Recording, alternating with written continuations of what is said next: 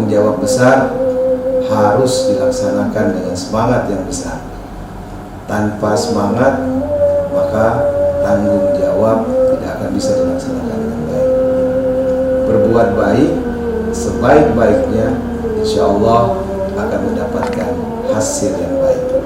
Berusaha sekeras-kerasnya sampai kau tahu sendiri bahwa usaha kerasmu tidak akan pernah diabaikan dan akan menghasilkan sesuatu yang baik. Selamat datang di ruang interogasi. Inilah podcast Obsesi.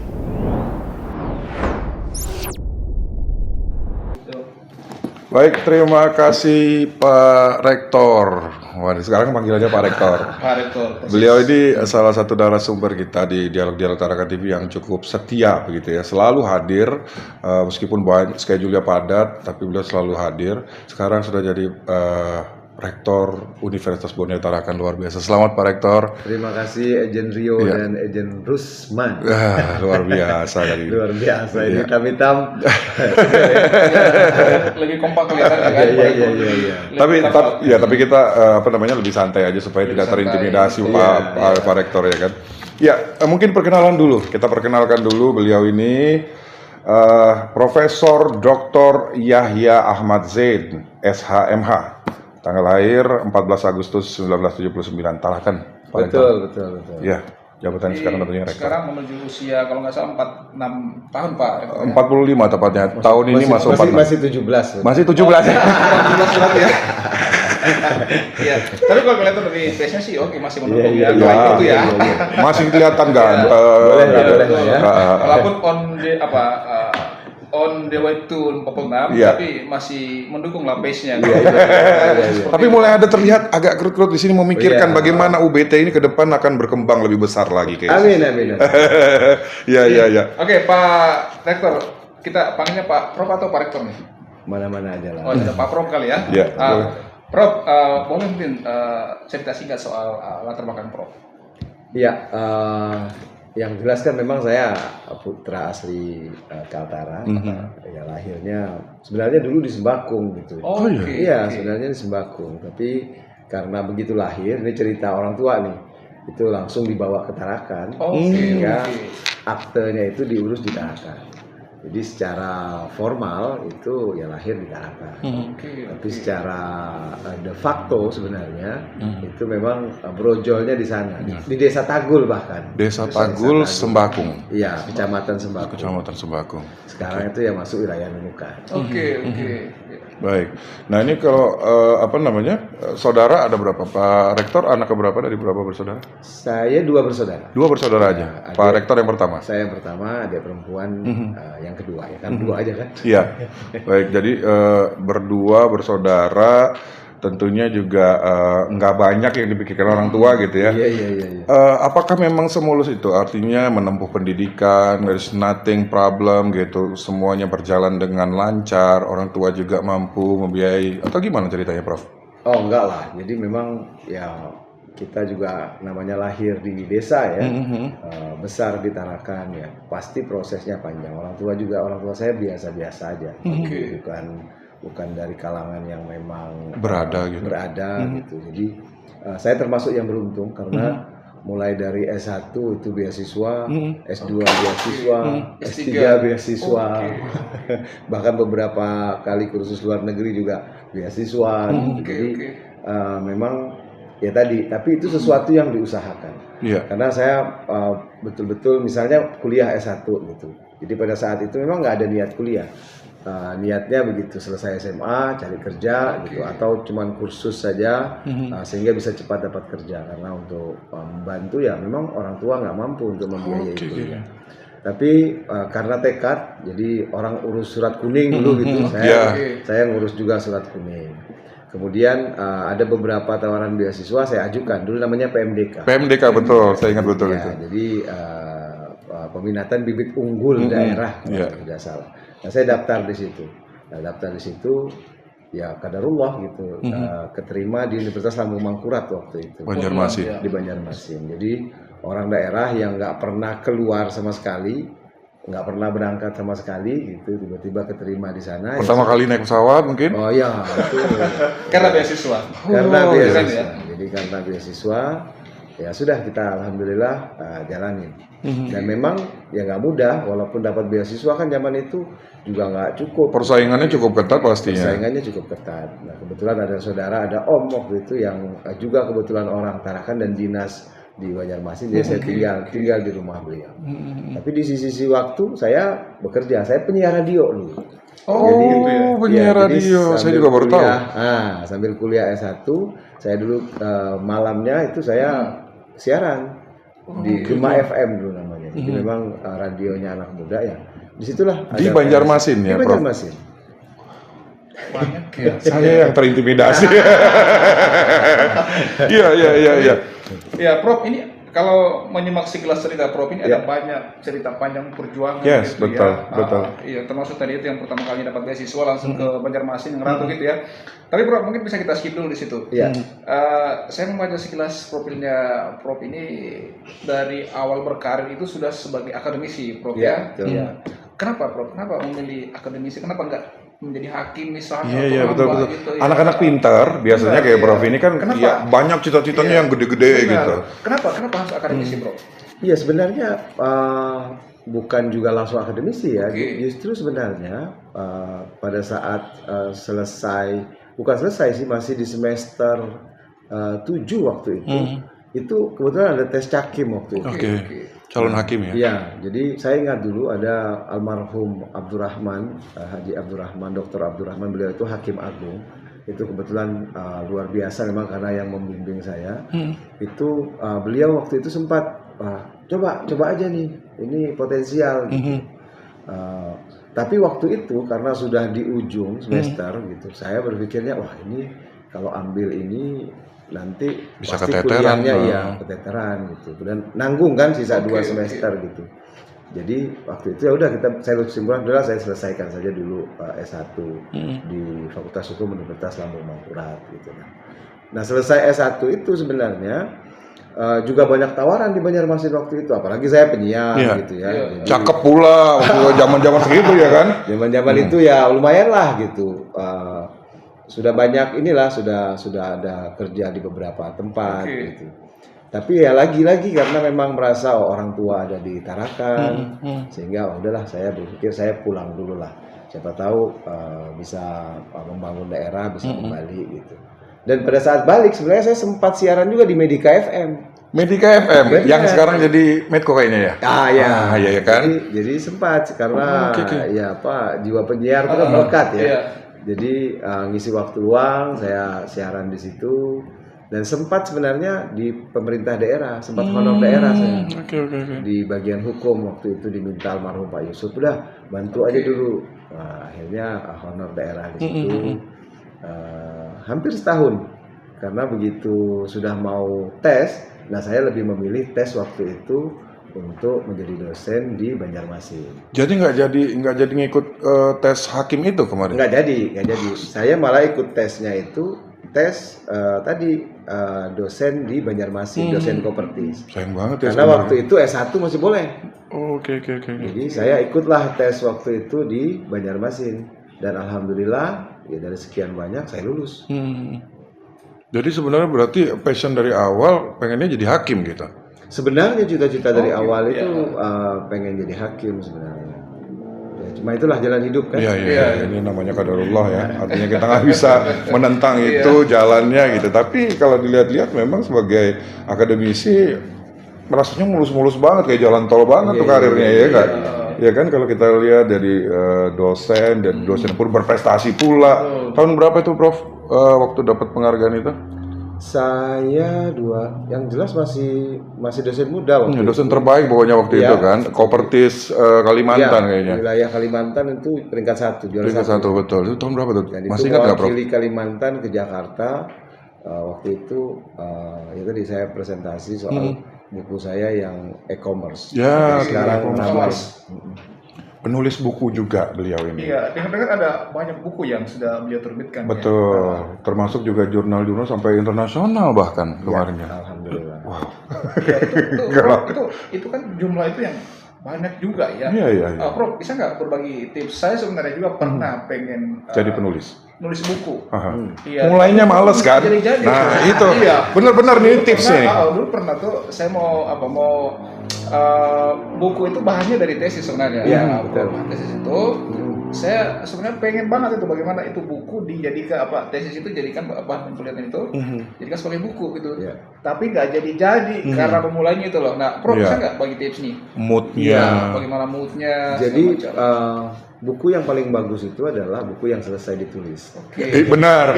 Itu nggak boleh disalahin itu. Ungkapan yang Benar. saya dengarkan, Prof. Iya, Betul. jadi itu yang pertama karena rata-rata kebanyakan kita pada saat ingin menulis itu selalu ingin perfect. Jadi betul. selalu ingin bahwa wah ini harus sempurna. Iya. Oke. Wah, nggak asik nih Padahal- tulisannya. Iya, Ulang edit lagi.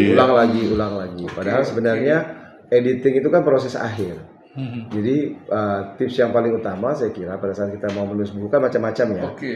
Apalagi buku-buku yang sifatnya memang buku-buku ilmiah. Kita harus bikin kerangkanya dulu. Oke. Jadi kalau saya lebih senang memulai dari kerangka. Kerangka dulu Iya, ya, biar jadi- jelas mau kemana nih. Iya, jadi nanti isi dari itu, nah itu yang akan kita Oke, elaborasi masing-masing. Sehingga dia akan tersistematis. Nah biasanya yang buat kita berhenti atau stagnan itu, tadi kita nggak buat kerangka dulu. Oke. Sehingga kita kadang-kadang mau dari belakang dulu, mau dari depan dulu, Atau tengahnya dulu. atau tengah dulu. Sebenarnya kalau kita sudah punya kerangka, kita mau dari belakang, depan, atau Oke. samping, kita udah punya guiding. Jadi itu yang penting sebenarnya. Nah sama ya tadi menulis itu memang kadang-kadang butuh mood ya. Oke. Nah mood itu sebenarnya bukan sesuatu yang ditunggu Iya. kalau saya. Jadi mood itu harus sesuatu yang dicari. Dicari, Iya, diciptakan gitu, diciptakan. Prof, Jadi kadang misalnya di tengah kemalasan kita itu kita karena inspirasi itu kadang-kadang kita baring-baring gitu ya terbesit oh iya ya kenapa nggak saya tulis Oke. masalah ini. Kalau saya langsung bangun itu pasti minimal saya catat di mana dulu Oke. supaya itu nanti bisa jadi poin-poin penting ya. Biar gak kelupaan, Prof ya. biar nggak kelupaan gitu. Dan yang paling pokok sebenarnya harus memulai. Oke. Karena kalau nunggu mood itu ya Nggak bisa-bisa ya. Mood itu harus dicari dan diciptakan. Tapi penting nggak sih, Bro? Kan mood ini kan susah ya. Maksudnya mood ini juga yang akan mendongkrak artinya naluri, kemudian inspirasi dan lain sebagainya. Penting nggak sih menurut Prof sendiri? Mood itu penting, tapi tadi kita ciptakan. Karena kalau kita menunggu mood yang sempurna, itu pasti nggak akan bisa kita dapatkan. Karena ya tadi, apalagi kita misalnya yang kesibukannya banyak ya. Karena begitu kita sudah mulai duduk misalnya, ada lagi WhatsApp kita harus baca. Iya. Jadi memang ya tadi dia harus kita ciptakan kadang. Tergantung kan masing-masing orang punya passionnya masing-masing. Ada yang malam, ada yang subuh, ada yang pagi. Nah yang paling susah itu adalah sebenarnya kita menemukan passion kita itu, inspirasi kita itu mudah untuk berkembang itu di saat mana. Oke, baik. Jadi, nah itulah yang masing-masing orang punya Cara sendiri-sendiri. Jadi menulis itu seni kalau menurut saya. Sehingga ya setiap orang akan menemukan cara dan seninya. Untuk menulis. Untuk menulis. Itu harus kita highlight untuk Ajendri. Iya. Jadi mood itu kita yang buat, kita yang ciptakan, kita yang kondisikan supaya bisa nulis dan harus tahu kondisinya kapan kita mood yang persis untuk menulis gitu, Prof ya. Betul. Jadi kita nggak nunggu. Kalau nunggu kapan jadinya? Kita akan kesulitan untuk memulai. Iya, Dan susah. kebanyakan itu yang kita alami. Betul. Sulit untuk memulai. Saya juga pengen sebenarnya jadi penulis, cuman mengumpulkan mood itu yang luar biasa sulitnya gitu. Dan saya harus ada di tempat terpencil seperti villa di puncak, di Lembang gitu. Agak mahal. Ini problem sebenarnya. Oke, Jadi problem. iya. Jadi kalau kita sudah membatasi diri bahwa inspirasi kita baru akan muncul pada saat tempat-tempat tertentu, maka disitulah yang akan menjadi penghambat sesungguhnya kita menulis. Oke. Karena kita udah matok gitu. Harus begini kondisinya, Iya. harus begini gitu. Padahal- Ada parameternya Iya, gitu. padahal bisa jadi pada saat kita dibonceng kawan di sepeda motor misalnya muncul inspirasi. Kita bisa betul. Itu penting itu, Prof, karena Iya. kalau Ajendri ini kadang-kadang moodnya itu muncul, Iya. inspirasinya muncul ketika dalam kamar mandi. Betul. Iya, termasuk itu juga sih. Jangan patok karena membatasi.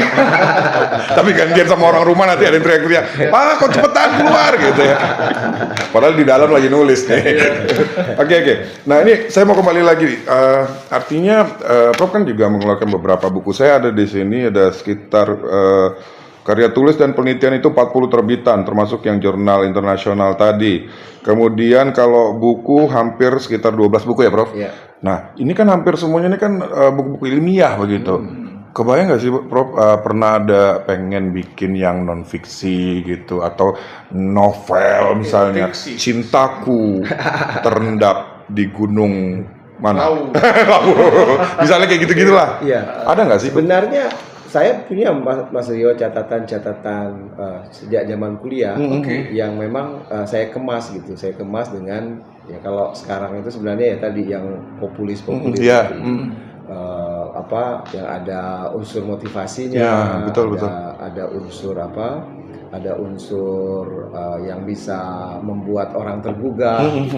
Cuma saya belum berani menerbitkannya. Karena memang ya masih belum pede aja, masih belum pede gitu dan masih bersifat ya tadi untuk motivasi personal saja. Gitu.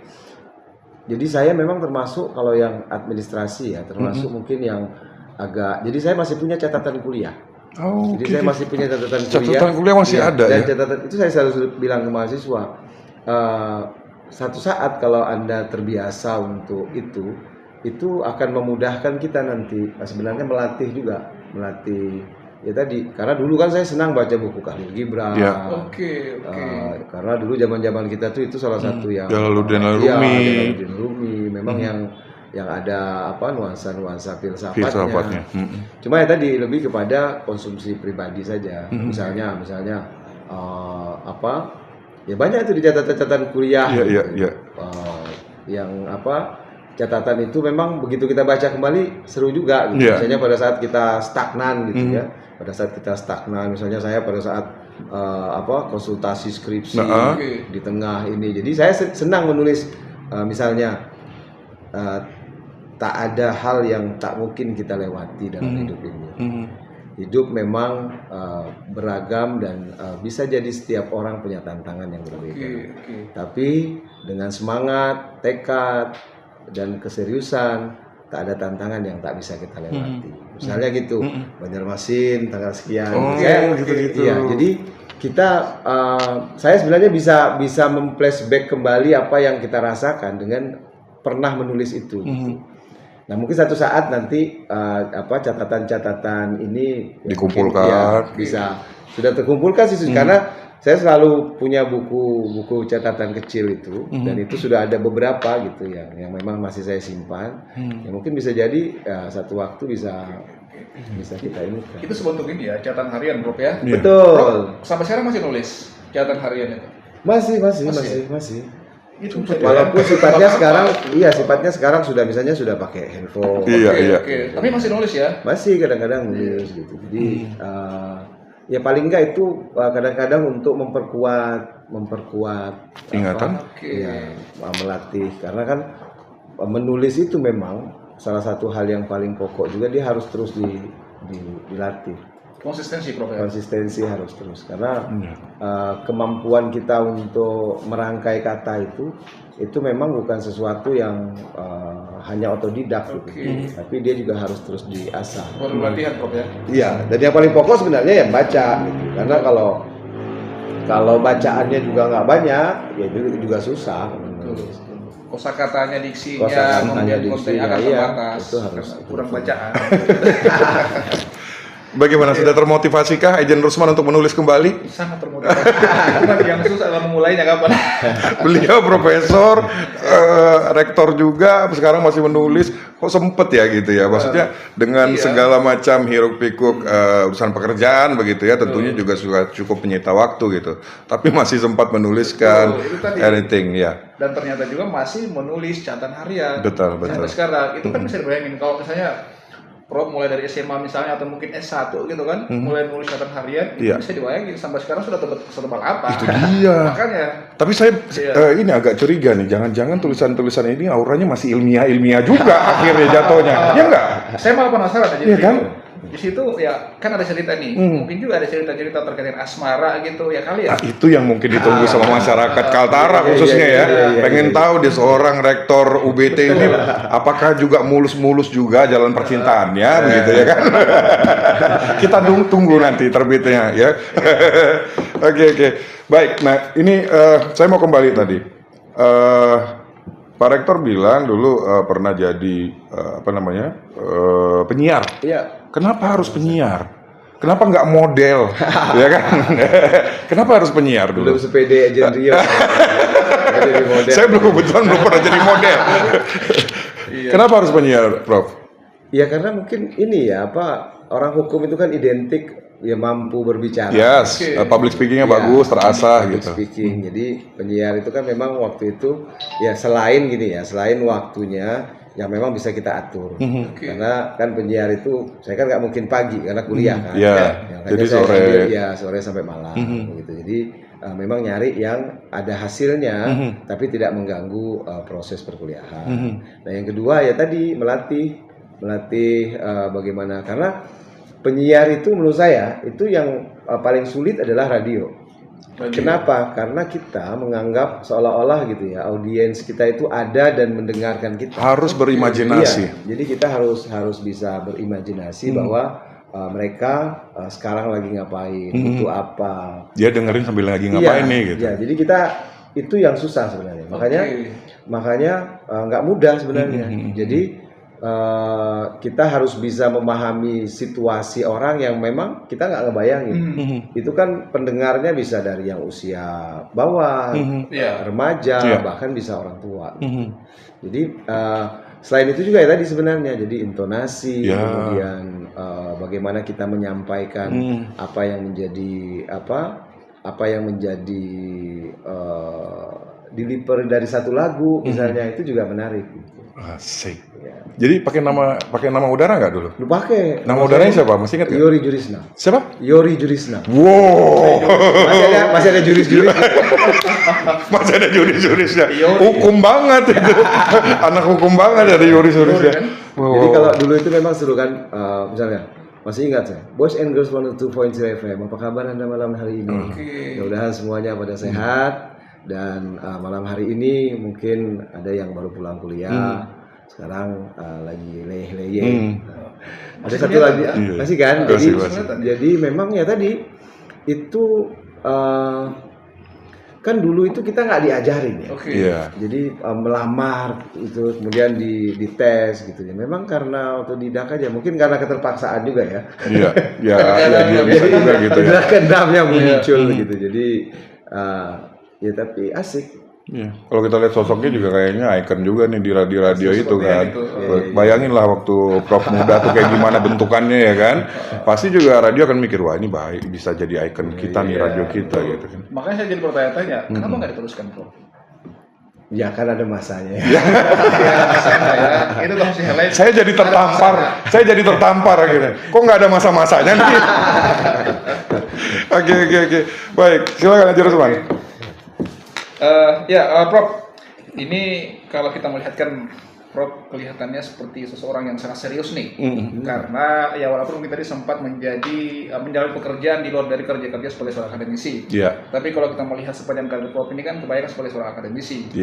Nah, Prof sepanjang karir ini sebagai seorang akademisi, kira-kira yang kelihatan mulus-mulus aja itu kira-kira menurut Prof, pengalaman Prof apa yang paling mendukung dari apa yang Prof lakukan yang paling mendukung untuk bisa sampai pada titik sebagai seorang akademisi yang relatif mulus karirnya. Kayaknya kalau kita lihat juga nggak ada batu penghalang yang terlalu berarti. Mungkin nggak kelihatan kali ya. Oke, Prof, mungkin bisa berbagi sedikit. Iya, jadi konsisten sebenarnya. Jadi saya begitu dari awal memang lulus CPNS sebagai dosen, ini juga sering saya sampaikan ke dosen-dosen muda kita gitu. Ya, saya fokus. Jadi tawaran kiri kanan banyak sebenarnya, tapi saya tetap ya kalau jadi dosen, saya bayangin dulu ya, kalau jadi dosen ya ujungnya harus guru besar. Karena di tengah tadi ya, di tengah misalnya kan banyak tuh, ada buka komisioner A, komisioner B gitu, banyak aja tawaran untuk kenapa nggak ke sana, kenapa nggak ke sini. Tapi saya waktu itu memang ya fokus karena begitu jadi CPNS dosen, nah dari S1 loh saya, dari S1 ya, karena memang dosen harus S2, maka saya kuliah S2. Kemudian dosen nggak cukup S2 saja, ya saya S3 misalnya. S3 selesai, ya terus saja fokus sampai ke guru besar. Gitu. Jadi memang kalau ditanya apa sebenarnya yang membuat bisa ya kelihatannya jalannya mulus saja. Ya tadi saya konsisten dengan apa yang menjadi komitmen dari awal, sehingga relatif ya pasti banyak juga kendala, tapi itu bisa terlewati dengan baik. Oke, konsistensi, betul. Apapun yang kita lakukan, hal sekecil apapun yang kita lakukan, tetap konsisten. Begitu kan, Prof ya? Betul. Tapi banyak juga rasanya faktor-faktor pendukung seperti luck mungkin, keberuntungan, dan doa orang tua pasti ya. Doa orang tua jelas pasti gitu. Karena begitu banyak teman-teman yang konsisten, cuman memang belum terjawab, belum masaknya, dan masih butuh proses yang panjang gitu. Itu yang mungkin tiap orang pasti akan berbeda-beda, Rusman. Betul. Iya. Baik, kita beralih sekarang ke isu yang luar biasa viral nih tentang kabur aja dulu. Nah, ini ada hashtag macam itu pasti tahu kan ya. Ya, ini kaitannya kalau kita institusi pendidikan di daerah gitu. Kalau terjadi begitu juga, menurut pendapat Prof sendiri bagaimana? Ada banyak anak-anak muda yang sudah kuliah tinggi-tinggi, kayaknya kabur ke luar negeri karena merasa di sana jauh lebih mendapatkan benefit yang lebih lah dibandingkan di Indonesia begitu. Gimana, Prof? Iya, kita kan memang generasi bukan lagi milenial ya, Gen Z, kemudian bahkan Alpha. Ini kan memang generasi-generasi yang kadang-kadang punya pola pikir yang ya kalau nggak bisa ya kita harus cari alternatif lain gitu. Jadi nggak ada salahnya juga ya sebenarnya. Jadi mereka memang ya generasi yang menurut saya sih potensial ya. Jadi generasi-generasi yang memiliki potensial luar biasa, yang memang kalau tidak mendapat penyaluran maka mereka akan mencoba mencari alternatif lain yang memang ya tadi seperti sekarang ini. Jadi hashtag kabur aja dulu misalnya itu kan kalau kita lihat ya dasar filosofinya mungkin karena kekecewaan terhadap sulitnya misalnya untuk bisa menunjukkan eksistensi diri, sehingga ya mereka akan menunjukkan eksistensi dirinya di negara lain yang relatif misalnya lebih terbuka terhadap mereka, lebih bisa menerima mereka gitu. Nah, saya kira ini bagian part penting juga kita sebagai bangsa untuk bisa melihat potensi-potensi ini. Saya kira mereka juga nggak bisa disalahkan sepenuhnya ya, karena ya tadi yang penting adalah menurut saya mereka juga paham bahwa dia adalah negara kesatuan Republik Indonesia. Mereka hanya ingin berbuat, mereka hanya ingin menunjukkan eksistensi dirinya, dan saya kira sepanjang itu positif untuk bangsa ini, yaitu menjadi hal yang sangat bagus. Gitu. Jadi di sisi lain tentu saja ini juga menjadi PR kita bersama gitu ya, untuk ya bagaimana di dalam negeri sendiri itu bisa kemudian nanti kita memiliki ruang yang besar untuk bagaimana generasi-generasi milenial, Gen Z, Alpha ini memang mendapat ruang gitu. Nah ini yang saya kira penting gitu. Jadi kita nggak usah terjebak ke dalam persoalan misalnya kan yang lagi rame nasionalisme atau enggak. Saya sih nggak usah ngelihat itu gitu. Dan kita nggak usah juga menganggap bahwa mereka justru sudah nggak cinta Indonesia. Enggak sih kalau saya lihat. Jadi ya generasi ini sebenarnya generasi yang ingin menunjukkan saja bahwa kami juga bisa membangun misalnya bangsa ini melalui cara lain misalnya. Nah itu yang paling penting saya kira untuk kita elaborasi sambil ya di dalam negeri juga kita ya tadi makanya kan di Universitas Borneo ini saya memang menekankan visi The Entrepreneurship University itu.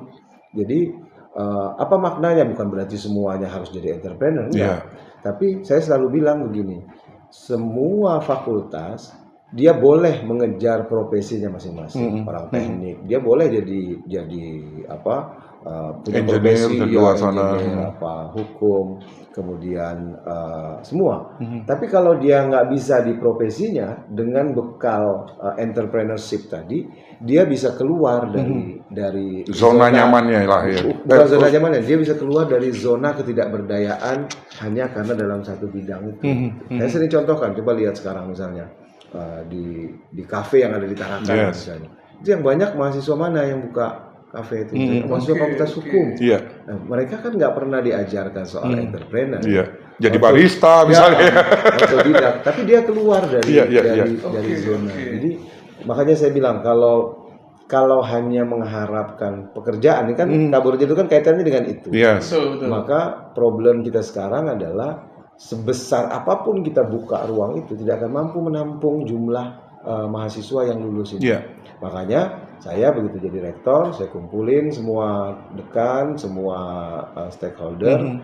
Pada saat penyerahan anggaran, saya bilang kurikulum kita semuanya harus dirubah, semuanya harus memasukkan minimal 10% entrepreneur. Sehingga jiwa untuk entrepreneur itu kan nggak mudah menyerah. Jadi jiwa kalau dia misalnya seorang sarjana hukum ikut tes kejaksaan nggak lulus, dia kemudian nggak frustasi, tapi dia kemudian bisa mencari, saya mungkin bisa membuka konsultasi secara online, saya mungkin bisa, jadi dia akan bisa mengembangkan dan dia tadi tidak terjebak ke dalam pengangguran terdidik. Nah problem kita sekarang kan sebenarnya itu. Jadi bagaimana kita tidak hanya mencetak sarjana, tapi sarjana ini juga punya bekal untuk dirinya sendiri. Nah, kalau ini bisa kita ciptakan ya tadi kabur aja dulu itu nggak perlu, karena tadi mereka bisa menciptakan ladang-ladang sendiri untuk dia. Boleh nggak, Prof? Kalau kita bilang berarti anak-anak muda kita yang kebetulan ini adalah orang-orang terdidik semuanya, yang akhirnya memanfaatkan situasi ini untuk bisa keluar, artinya mereka tidak berdaya untuk mengembangkan dirinya jauh lebih baik begitu. Enggak juga sebenarnya, bisa jadi justru mereka melihat bahwa tadi fashionnya di luar, dia akan bisa ketemu dia akan ketemu bagaimana dia mengeksplor dirinya. Gitu. Jadi justru itu yang mungkin ingin mereka tunjukkan. Gitu. Jadi dia ingin menunjukkan bahwa oke, saya akan bisa survive di sini dengan jenis pekerjaan ini. Nah itu yang sebenarnya tadi saya katakan ini bisa jadi potensi besar loh, karena pada saat keberterimaan mereka di luar itu besar misalnya, toh kan dia akan juga untuk bangsa dan negaranya. Nah itu kalau yang kita masih ingat sosok seorang Prof. Habibie almarhum gitu ya, yang artinya dia berkarir di luar tapi akhirnya pulang kampung untuk bisa membangun Indonesia jauh lebih baik. Makanya kita punya pesawat pertama di Indonesia. Tapi gimana buat mereka-mereka yang berkarir di sana dan bahkan menjadi warga negara di tempat di mana dia kerja gitu, nggak pulang ke Indonesia? Iya, saya kira begini. Jadi lagi-lagi kan itu memang pilihannya. Tapi saya kok ya masih sangat optimis bahwa kecintaan orang terhadap Indonesia itu semakin besar pada saat dia ada di luar. Jadi, nasionalismenya semakin besar. Jadi karakteristik orang Indonesia itu memang ya tadi terlihat bahwa pada saat dia di luar mungkin dia, tapi yang namanya rindu terhadap kampung halaman itu saya kira hanya melekat pada masyarakat Indonesia. Makanya kita boleh lihat di seluruh dunia yang namanya tradisi mudik itu hanya ada di Indonesia. Kan? Betul. Jadi itu sebenarnya menggambarkan kita sebenarnya secara kultural saya kira memang kecintaan terhadap bangsa ini sudah menjadi bagian. Sepanjang dia pernah SMA, SD, SMP di Indonesia, dia pasti akan punya kecintaan terhadap Indonesia. Sehingga saya kira kalau ada ya 1-2 mungkin yang pindah ke warganegaraan, ya itu biasanya pasti sangat terkait dengan pekerjaan dan seterusnya gitu. Tapi kalau nasionalisme saya kira orang itu semakin dia keluar, semakin rindu dia terhadap Indonesia. Nggak usah jauh-jauh ke luar negeri gitu ya, kita kuliah di luar daerah aja, rasanya pengen balik gitu ke kampung halaman gitu kali Prof ya. Dengan orang lain yang kebetulan satu daerah, Betul. itu solidaritasnya kelihatan makin ini. Iya kan? Betul. Dan Waktu saya di Malang aja saya kangen banget gimana rasanya buah terap. Gitu. Ya kan? Kan nggak ada tuh di luar-luar kan nggak ada. Yang ada cuma di Tarakan di daerah Kalimantan. Orang di luar kan pasti rindu bakso. Iya betul. Jadi berarti Prof, kalau begitu bisa dikata bahwa apa yang menjadi aspirasi misalnya dalam bentuk hashtag kabur aja dulu dan sebagainya itu misalnya bentuk ajakan untuk keluar meninggalkan Indonesia misalnya untuk tujuan pekerjaan itu berarti boleh kata itu bukan masalah, bukan persoalan Prof ya? Iya, saya kira kita nggak usah terlalu berlebihan lah untuk merespon generasi-generasi yang memang generasi ini kan generasi yang memang tadi pada saat penggunaan sosial media juga mereka luar biasa gitu. Justru saya lihat ya udah ini bagian dari dinamika mungkin ingin menunjukkan justru kan harusnya jadi tadi penyemangat kita bahwa wah ini anak-anak ini sudah siap bersaing secara internasional gitu dan itu terbukti sebenarnya. Dan itu menjadi kan belakangan kita lihat justru yang bekerja di luar itu semakin menunjukkan nasionalismenya yang luar biasa kan gitu. Saya kira itu. Luar biasa. Pokoknya yang jelas hashtag kabur aja dulu mungkin bisa disikapi secara bijak ya. Artinya meskipun sekarang di mana namanya media sosial cukup banyak netizen yang berkomentar, ini anak-anak nggak tahu terima kasih banget.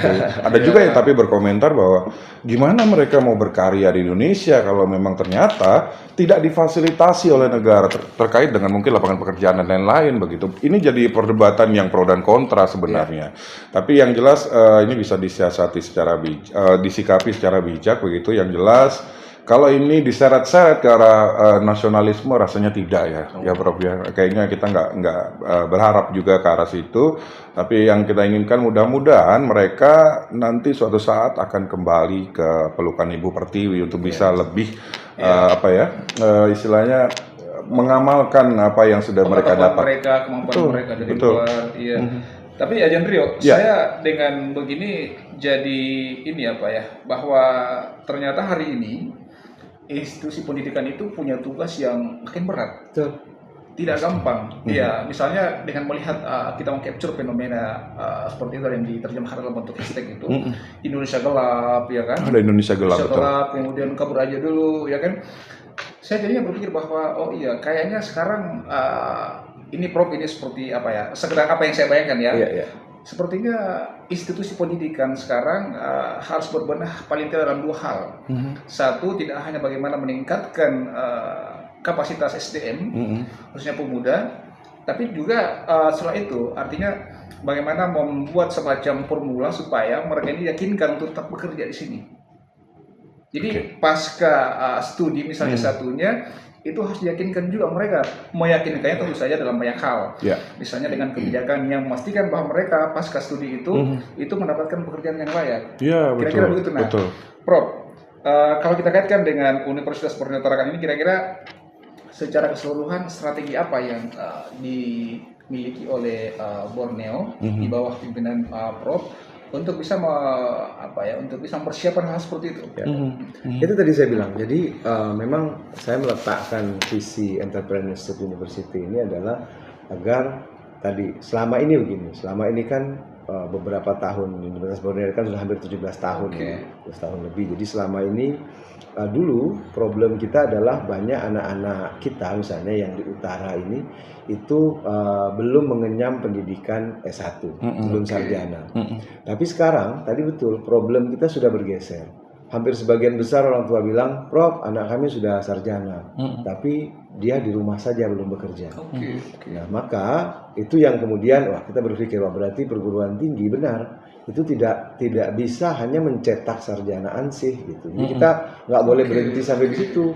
Makanya tadi saya bilang, konsep Entrepreneurship University itu bukan hanya mencetak sarjana, tapi mereka juga punya kemampuan lebih. Jadi pada saat dia mentok dengan bidangnya, maka dia bisa keluar. Yes. Perkembangan perkembangan IT sekarang, AI itu kan menyebabkan banyak jenis-jenis pekerjaan baru yang memang tadi itu hanya bisa dilihat peluang-peluang itu kalau orang punya kemampuan entrepreneurship tadi. Coba bayangkan, saya bilang ada satu mahasiswa yang saya tunjukkan, saya bilang coba bayangkan sekarang aja saya dengan handphone ini itu bisa menghasilkan. Loh kok bisa Pak? Saya cuma foto-foto, saya daftar di kontributor foto misalnya, maka saya bisa jual foto saya. Dan bayangkan pasarnya itu bukan lagi Tarakan, bukan lagi Kaltim, Kaltara, tapi pasarnya dunia. Dihargai dengan dolar tentunya. Yes. Jadi orang hanya mungkin menurut Agent Rio, itu foto saya biasa saja. Tapi menurut orang di Antartika sana, ini sesuatu yang luar biasa. Nah, ini yang sekarang tadi udah tidak ada lagi sekat gitu. Sehingga ruang-ruang tadi pekerjaan. Ada orang yang cuman di rumah, tapi dia kemudian bisa menghasilkan banyak karena dia kemampuannya tadi hanya sebagai misalnya provider jualan-jualan UMKM yang dia kumpulkan. Jadi banyak sebenarnya sekarang terbuka ruang-ruang baru. Nah ini harus memang bisa dilihat oleh tadi sarjana-sarjana yang memang tadi memiliki jiwa entrepreneur tadi. Jadi bukan lagi yang hanya ya tadi. Kalau dia nggak sesuai dengan bidangnya, ya dia kemudian merasa bahwa ya dia udah diam di rumah saja. Nah ini sudah banyak. Jadi sudah banyak saya lihat sekarang mahasiswa bisa melihat ruang-ruang itu. Nah sekarang kami di perguruan tinggi tinggal menyiapkan tadi saya bilang secara kurikulum. Sedangkan dulu itu kita tidak masukkan dalam muatan kurikulum, mereka otodidak, itu bisa berkembang. Apalagi dimasukin di kurikulum ya, benar-benar. Bayangkan kalau sekarang mereka dapat insert itu. Jadi dia akan punya mindset, karena merubah mindset memang nggak mudah ya, tapi kita harus memulai. Nah itu yang ingin kita create sebenarnya, biar tadi sarjana-sarjana kita ke depan dia akan bisa. Kalau dia misalnya bayangkan misalnya perawat gitu ya. Kalau dia bisa ngelihat perkembangan, mungkin dia nggak bisa di rumah sakit, tapi dia bisa dengan kemampuan online, misalnya dia bisa membuka konsultasi atau online. Yang Epkeep misalnya, dia nggak bisa jadi guru, dia bisa buka les privat. Jadi semua itu terbuka ruangnya. Ya yang paling pokok adalah tadi mereka harus paham dan punya tadi mental itu. Mentality ya. Iya, sehingga dia entrepreneurship-nya itu memang sudah menjadi bagian dari saya selalu bilang begini, itu bisa jadi kalau kita daerah kita sering menyebutnya kobat dalam. Jadi pada saat kita memang Anda nggak dilarang untuk mengejar profesi Anda mau tes CPNS silakan, tapi begitu nggak dapat Anda kemudian sudah punya kobat dalam, saya akan bisa begini. Ada opsi lain, Prof. Iya, ada kartu as terakhir. Saya contohkan, ada satu mahasiswa Fakultas Teknik, jadi dia cerita ke saya, Prof, saya lalu itu cari kerja, melamar ke sana, dia sebut satu perusahaan besar, melamar itu nggak keterima. Terus akhirnya saya berpikir, wah udah kalau gitu dia buka bisnis servis AC. Jadi dengan teknik kan, jadi dia buka dari saya sendiri katanya yang kerja, kemudian terus berkembang sampai ada beberapa karyawannya 10 sampai 15.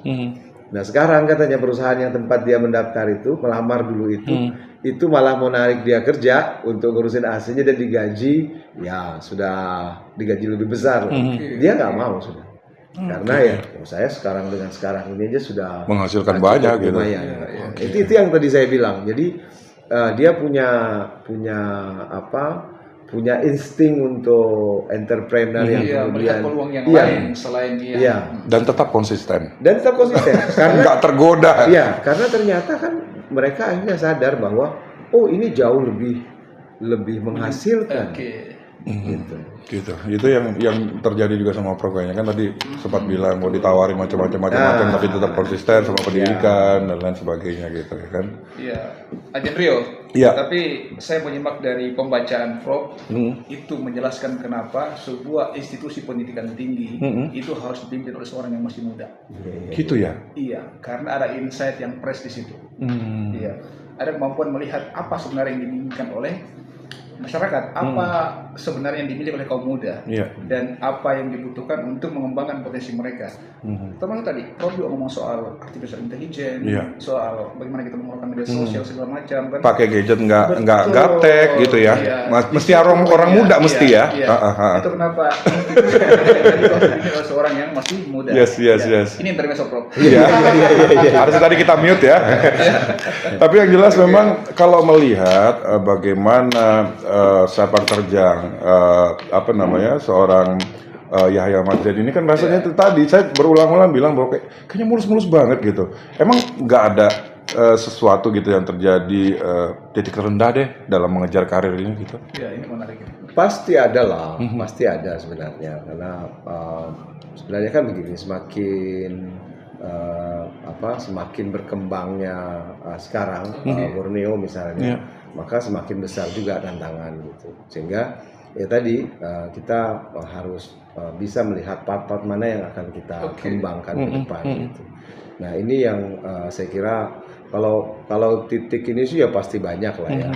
Cuma memang terkait dengan pengembangan, saya kira selalu ada tantangan baru di setiap perkembangan terbaru gitu. Nah itu yang sebenarnya pengen kita jawab gitu. Nah saya termasuk yang ya kalau nggak ada yang mau kita kerjain ya ngapain kan? Sehingga kita punya target-target tertentu gitu. Jadi kalau dibilang mulus ya enggak juga. Ini kan kondisi sekarang ini kan bukan kondisi yang mudah ya. Artinya sekarang UB ini sudah sekitar 10.124. Tahun ini kuota akan nambah lagi sekitar 2.700. Belum lagi yang PPG, belum lagi. Jadi banyak prodi-prodi baru yang tahun ini kita punya 2 prodi baru. Psikologi dan hukum bisnis. Nah, hukum bisnis ini kan memang pada saat saya jadi dekan, saya berpikir Kaltara ini kita punya KIPI, kita punya industri terbesar. PSN. Iya, saya mau sumber daya legal itu betul-betul memang dari UB nanti yang isi. Maka kita mengajukan waktu itu prodi hukum bisnis. Alhamdulillah izinnya keluar dan tahun ini kita sudah nerima mahasiswa. Dan itu di Indonesia belum banyak prodi yang punya hukum yang khusus hukum bisnis. Hukum bisnis ya. Iya, jadi dia khusus prodi hukum bisnis. Apa sih Prof yang dipelajari di hukum bisnis ini? Banyak. Jadi kan gini, persoalan dunia bisnis dan hukum itu perkembangannya begitu cepat. Nah, selama ini kan kita selalu bisnis itu kalau bicara hukum selalu alergi ya, karena betul. orang akan memperlambat. Iya benar. Bahkan banyak inilah itulah rules ini rules itu gitu. Nah itu yang salah sebenarnya. Nah ini jurusan ini justru nanti menjadi saya kira ke depan misalnya perusahaan-perusahaan internasional pada saat mereka butuh orang legal yang memahami hukum bisnis ya dari UB akan bisa mensupport khususnya Fakultas Hukum. Kenapa? Misalnya soal perpajakan dia akan clear, kemudian izin, kemudian bagaimana mekanisme penyelesaian sengketa bisnis. Jadi orang bisnis itu kan nggak senang pengadilan ya, maka dikenal dengan alternative dispute resolution gitu. Jadi, nah itu yang diajarkan di sana, sehingga dia ada spesifikasi khusus gitu, sehingga ke depan ya tadi pasar yang terbuka itu kemudian nggak perlu nyari keluar lagi. Iya, kita udah punya PSN ini banyak banget tuh. Jadi disitulah sebenarnya kami gitu Universitas Borneo sebagai perguruan tinggi di Kalimantan Utara ini ya tadi harus menyiapkan SDM itu sehingga tantangan yang selama ini kalian siapkan dong SDM-nya. Nah, sekarang kami siapkan. Nah, sekarang tinggal bagaimana mereka ini bisa termanfaatkan. Biar nggak jadi penonton, Prof. Betul, itu yang paling pokok. Sakit banget rasanya kalau jadi penonton di negeri sendiri lagi gitu kan. Apalagi di daerah yang ya walaupun mungkin tidak langsung beririsan dengan perbatasan kan, tapi di Kaltara ini kan ada wilayah perbatasan di daerah Nunukan sama Maino Prof ya. Nah, walaupun Tarakan tidak langsung beririsan dengan wilayah perbatasan Malaysia, tapi kan adalah gate pertama kali ya kan. Gerbang baik di lewat udara maupun laut itu kan Tarakan Prof ya. Ya, jadi memang harus begitu. Harus apa ya? Harus benar-benar dengan kemampuan yang sumber daya yang dimiliki oleh sebuah institusi pendidikan tertinggi, saya kira memang harus persiapan untuk itu. Biar nggak jadi penonton kan. Betul. Biar nggak muncul lagi nih tag kabur aja dulu. Gitu. Saya takutnya nanti arahnya kalau nggak dikembangkan jadi yuk kabur yuk, ya kan? Itu udah. Nah itu jangan sampai ke arah itu gitu kan. Dan di sini memang tadi seperti disampaikan Pak Rektor bahwa UBT punya tanggung jawab untuk bisa bukan hanya sekedar mencerdaskan mahasiswa-mahasiswa, tapi bagaimana mereka memiliki mentality yang terbentuk begitu, dan juga mungkin juga bagaimana mengembangkan kreativitas mereka, jadi jangan hanya terpaku dengan ilmu yang mereka dapatkan selama di kampus gitu. Betul. Jadi ada kemampuan lain yang mereka miliki. Tidak hanya berpatokan bahwa saya nggak mau kerja di sini karena itu nggak sesuai dengan jurusan saya. Tapi saya punya backup kemampuan dong. Dan memang faktanya hari ini saya kira memang butuh kemampuan yang lain. Tidak hanya ini kalau menurut beberapa survei Prof ya. Tidak bisa kita hanya berpatokan punya kemampuan satu hal dalam satu bidang, tapi harus istilahnya multitasking kalau nggak salah. Betul. Karena dengan begitu kita akan bisa survive.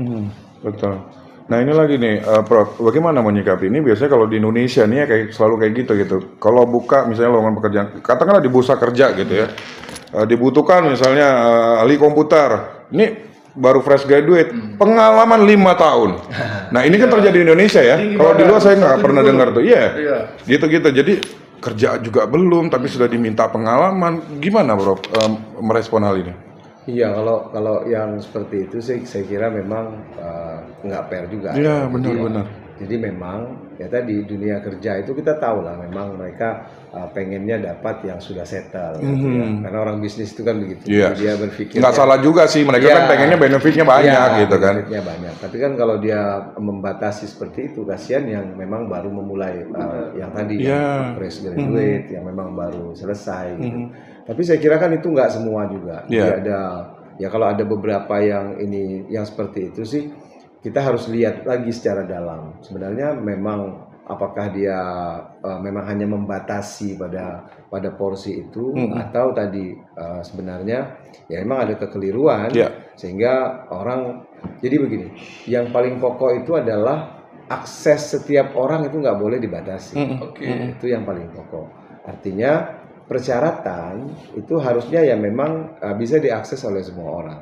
Kalau memang jenis-jenis pekerjaan yang tadi tidak membutuhkan skill khusus, pengalaman khusus gitu ya. Tapi untuk hal-hal yang memang dibutuhkan pengalaman khusus, saya kira ya itu juga nggak bisa kita kesampingkan. Yang penting kan tidak semua seperti itu. Gitu. Nah, ini tapi banyak autokritik terkait dengan hal tersebut, yang saya kira memang hal yang wajar, karena ya bagaimana mungkin mereka berpengalaman kalau nggak pernah dapat kesempatan. Betul, itu dia. Jadi rasanya nggak fair banget ya. Tapi harusnya juga kalau memang yang fresh graduate, jangan pengalaman 5 tahun di situ. Udah jelas tulisannya di atas, kami berharap fresh graduate, tapi di bawah pengalamannya harus. Gimana sih ini jadi ketindih jadi. Iya. Segala macam. Hobi membaca gitu ya. Sampai jadi bahan olokan yang viral berminggu-minggu. Iya, benar. Iya kan? Di kadang-kadang ya. Dibutuhkan seorang admin atau admin di mana gitu kan. Tapi dengan persyaratan yang sebenarnya tidak dibutuhkan kualifikasi untuk itu. Iya, nggak perlu amat gitu kan. Sebenarnya. Tapi itu kata netizen ya. Udah kayak Raiders artis deh pokoknya. Baik, Pak Rektor. Di luar dari bahwa kita tadi sempat membicarakan bahwa karir seorang Prof itu cukup mulus lah, beginilah, meskipun adalah ya kendala-kendala di situ gitu. Cuman pasti ada dong suka dukanya, ya kan? Artinya sebagai anak muda, Prof kan pasti punya kita nggak bisa sebut beban, amanah yang cukup besar di pundak Prof saat ini untuk bisa membesarkan UBT ini, bukan hanya di skup Kaltara tapi juga di Indonesia dan bahkan di luar gitu. Apa Prof yang dirasakan? Suka dukanya apa sih? Senangnya dulu deh. Kalau senangnya apa ya? Relatif beginilah ya. Kita kalau ada sesuatu yang sesuatu yang tadi saya bilang ya, ada ide yang ingin kita implementasikan, itu kita pasti akan begitu senang pada saat kita bisa melihat bahwa ide itu bisa dijalankan dengan baik. Kalau kami dosen misalnya ya, dosen, dekan, bahkan rektor, itu kalau ada mahasiswa kita yang berhasil, itu biasanya kita senang sekali. Untung banget ya. Iya. Jadi berhasil nih iya, kita gitu ya. Jadi kalau ada misalnya saya fakultas hukum kan, dekan misalnya, ada mahasiswa, Pak, kita anak saya, terima kasih ya, anak saya sudah keterima di Kementerian Hukum dan HAM misalnya. Wah, luar biasa, alhamdulillah. Itu ada apa? Iya, ada kebanggaan tersendiri, ada ya tadi kepuasan tersendiri sebenarnya. Nah, saya kira begitu. Jadi semua kita akan merasa senang gitu kalau apa yang menjadi tadi ide pokok kita untuk pengembangan itu bisa berjalan dengan baik dan itu bisa berhasil gitu. Karena dalam pendidikan tinggi ini gitu ya, dalam pengembangan pendidikan tinggi ini memang ujung utamanya itu pada saat kita mampu mencetak mahasiswa yang memang bisa bermanfaat untuk tidak hanya mengembangkan daerah tapi juga bisa tadi mengembangkan secara nasional bahkan internasional gitu. Nah, ini yang saya kira memang menjadi salah satu kebahagiaan lah sebenarnya semua itu. Nah, yang nggak enaknya ya ini bagian tadi bagian suka ini ya. Ini yang nggak enaknya itu ya kadang-kadang begini, apa yang menjadi visi misalnya, apa yang menjadi keinginan kita itu tidak bisa kita laksanakan bukan karena kita gitu, tapi karena supporting system yang tidak mendukung itu, sehingga tadi kita agak tertatih-tatih biasanya. Itu yang kadang-kadang jadi beban pikiran gitu. Itu juga kadang-kadang jadi sulit tidur ya. Ya karena tidak semua yang bisa kita canangkan atau kita buat vision ya, misalnya itu bisa terlaksana jalan sesuai dengan ini. Karena kita kan ada dalam ruang yang tidak hampa ya. Jadi ruang yang begitu banyak sekali interaksi, dinamika. Nah, itu yang kadang-kadang wah ini berat juga nih gitu. Manusiawi ya. Tapi ya tadi karena ada semangat di ujung tadi, nah itu yang selalu membuat kita udahlah kita jalan saja, kita coba aja untuk terus bergerak. Ya yang yang negatif ya udah itu kita anggap sebagai kerikil kecil lah gitu. Nanti juga lewat gitu. Nanti juga lewat. Karena memang dalam tadi saya bilang mengurusi orang banyak gitu ya, kemudian banyak kepala, banyak kepentingan pasti. Itu ya tadi. Karena kalau kita gampang baperan itu bahaya. Kitanya yang nanti justru nggak sampai pada puncak yang kita inginkan. Meskipun perasaan tetap harus dibawa gitu kan. Pada saat kita memanage sesuatu, perasaan ya harus ikut serta di dalamnya, tapi nggak boleh terlalu banyak kali ya. Hanya perlu tahu kapan dan di mana aja. Yes, gitu. That's it. Oke. Ini kayaknya kita sudah mulai masuk di bagian-bagian akhir ya. Betul. Prof, saya juga punya pertanyaan ini. Selama menjalani profesi sebagai seorang akademisi, Pak Binus ketika punya jabatan struktural di institusi pendidikan, kira-kira apa hal yang paling berat yang Prof pernah alami? Iya, jadi masing-masing sebenarnya itu ada tantangan-tantangan ya. Saya kan termasuk yang mulai dari bawah, gitu. Jadi wakil dekan, jadi dekan. Prodi, ketua pusat malah dulu, pusat studi hak asasi manusia. Jadi memang berjenjang. Nah, masing-masing itu tentu saja ada tantangannya sendiri-sendiri. Ya, sekarang misalnya, sekarang ini tentu saja karena menaungi Universitas Borneo, ada sekitar 300-an dosen, ada 200-an tendik, ada 35 program studi. Itu saya kira semakin berat gitu. Jadi bagaimana membawa Universitas Borneo ini, tadi saya bilang tidak hanya yang dicetaknya itu mampu bersaing, diterima tidak hanya di Indonesia tapi juga bisa diterima dimanapun mereka. Artinya standar kita harus sama secara nasional, bahkan kalau perlu kita bisa lebih dari itu. Saya selalu bilang kita memang ada di perbatasan, tapi kita nggak boleh terbatas. Kita harus bisa menyamakan itu. Kita harus bisa bergerak semaksimal mungkin untuk bisa ya paling tidak setara. Sehingga tadi kalau ditanya tantangannya ya semakin besar tantangannya untuk membawa bagaimana Universitas Borneo ini juga tadi ada target keberhasilan, tidak hanya apa yang kita cetak, tapi secara kelembagaan juga kita punya tempat yang bagus. Oke, Jendrio, ada satu kalimat tadi yang kayaknya menarik menjadikan sebagai kata-kata hari ini. Kita berada di wilayah perbatasan, tapi nggak boleh terbatas. Iya, tapi Prof izin. Kira-kira Prof pernah merasa kurang berhasil nggak melakukan sesuatu dalam kapasitas Prof sebagai seorang akademisi? Pasti. Jadi dosen, pada saat jadi dosen saya merasa pasti tidak akan berhasil kalau ada mahasiswa yang nggak lolos. Misalnya. Sering nggak Prof? Ya ada lah 1-2, nggak sering juga gitu. Kemudian kita pasti merasa tidak berhasil kalau misalnya yang kita bimbing itu tidak sampai pada yang maksimal. Nah maka di dalam konteks rektor ini ya tentu saja kita pasti akan merasa bahwa ini tidak sesuai dengan yang kita inginkan pada saat supporting system itu memang betul-betul tidak mendukung apa yang menjadi kebijakan yang akan kita buat. Dan saya kira itu manusiawi, tapi yang paling penting adalah menurut saya bukan sejauh mana dan seberapa lama kita meratapi ketidakberhasilan itu, tapi bagaimana caranya kita bangkit dengan keterbatasan tadi, kita kemudian bisa menunjukkan bahwa kita bisa. Baik. Harus bisa menunjukkan bahwa kita bisa. Saya senang semangatnya. Tetap semangat. Merdeka. Baik, Prof, kita sudah sampai di segmen akhir dari podcast ini.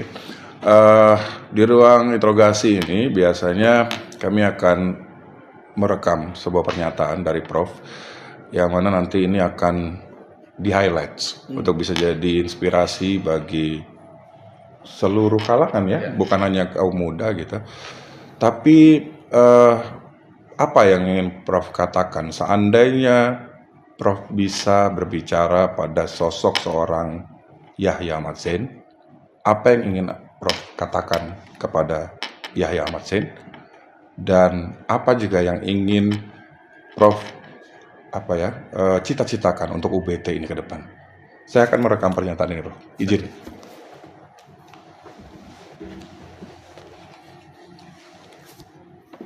Oke, silakan, Prof. Ya, Yahya Ahmad Zain, tanggung jawabmu sekarang begitu besar, tidak hanya untuk dirimu sendiri, tidak hanya untuk keluargamu, tapi untuk komunitas, seluruh masyarakat, sivitas akademika Universitas Borneo Tarakan, bahkan lebih luas untuk Provinsi Kalimantan Utara, bahkan untuk Indonesia. Tanggung jawab besar harus dilaksanakan dengan semangat yang besar.